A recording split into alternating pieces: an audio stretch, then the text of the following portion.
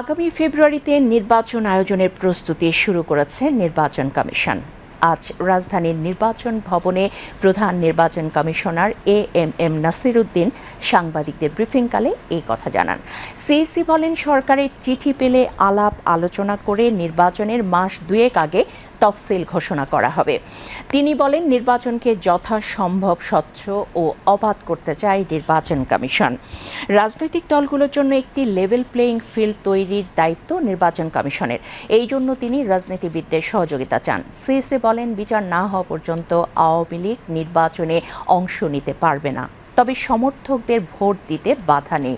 তারা যেন নির্বাচনে বিঘ্ন না ঘটাতে পারে সে বিষয়ে কমিশন ব্যবস্থা নেবে বলেও জানান তিনি।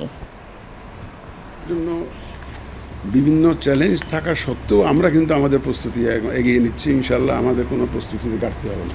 একদম একটা সুন্দর নির্বাচন করার জন্য যে ধরনের প্রস্তুতি আমাদের নেওয়া দরকার সেটা ইনশাল্লাহ আমরা নিচ্ছি। তফসিল হবে ভোটের তারিখের 2 মাস আগে। তারপর আমরা আলোচনা করে একটা যেদিন আমরা চিন্তা করবো যে অমুক দিন ভোট হবে তার থেকে মাস 2 আগে আমরা শিডিউলটা ঘোষণা করব। আমি একটা সুন্দর ক্রেডিবল একটা ট্রান্সপারেন্ট ইলেকশন দিতে চাই।